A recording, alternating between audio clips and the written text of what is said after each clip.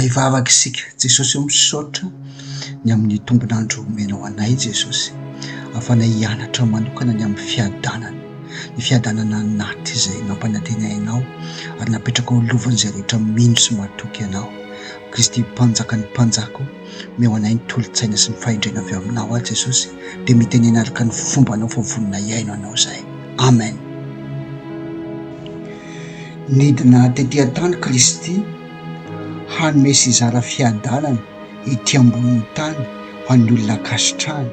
Napetraky ny anjely mihitsy rehefa niteny niseho tamin'ny mpiandry-ondry tao an-tsaha izy hoe fiadanana ety an-tany, tsy hoe fiadanana any an-danitra, tsy hoe fiadanana rehefa miala avy ety an-tany, fa fiadanana ety an-tany, ety ambonin'ny tany. Izany hoe anisan'ny tena nidinan'i Kristy ety ambonin'ny tany dia ny hizara ny fiadanana ho an'ny zanak'olombelona araka ny lioka toko 2:4 B. Ny olona ankasitrahan'Andriamanitra dia izay mifankazatra aminy, izay mifanerasera aminy, ary izay olona ankasitrahan'Andriamanitra mifanerasera aminy no afaka mahita fiadanana araka ny efa voalamina, araka ny lamin'Andriamanitra hatrany am-piandohana, ary voasoratra ao amin'ny Joba 2:20 hoe mifankazara amin'ny tsy toy ianao dia hiadana. Tsy hoe mahalala an'Andriamanitra na mahafantara an'Andriamanitra ianao na mahalala momba ny tantaran'i Kristy ianao dia hiadana, fa hoe mifankazara amin'ny tsy toy ianao dia hiadana. Araka izany dia tsy amin'ny fombafomba mpivavahana na dogme na amin'ny anaram-piangonana na religion no andraisantsika fiadanana, fa amin'ny alalan'ny fifandraisana akaiky amin'Andriamanitra na hoe relation avec Dieu. Izany hoe ny fiadanana dia tsy avy amin'ny alalan'ny religion fa amin'ny alalan'ny relation avec Dieu. Ary izay no mitondra antsika ho tena hoe fiadanana, ateraky ny fifankazarana amin'ny tsy toy, ny fifaneraserana amin'ny tsy toy, ary ny fifandraisana akaiky, relation intime amin'Andriamanitra.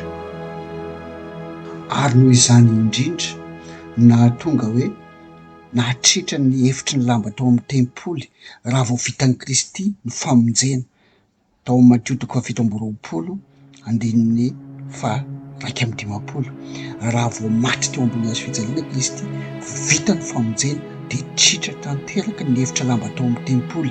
Ny dikany dia hoe manomboka teo dia tsy misy elanelana intsony ny olombelona amin'Andriamanitra, tsy misy tokony ho elanelana, tsy misy tokony hisy hefitra intsony mampisaraka ny olona amin'Andriamanitra, fa afaka mihaona mivantana amin'Andriamanitra, mifanerasera mivantana amin'Andriamanitra, manana relation intime amin'Andriamanitra ny olona tsirairay avy isam-batan'olona, mba hahafahany hisitraka sy higoaka ny fiadanana izay nomen'i Kristy. Ny tena mampalahelo indrindra ankehitriny, na dia an-tapitrisany aza ny tanora malagasy kristianina, vita batisa na vita batemy, dia vitsy ny tena migoaka fiadanana satria tavela eo amin'ny resaka fombafomba mpivavahana fotsiny maro. Izany hoe tavela eo amin'ny resaka religion, fa tsy tonga mihitsy ary tsy mety ho tonga amin'ny tena hoe fifandraisana akaiky amin'Andriamanitra na les relations avec Dieu.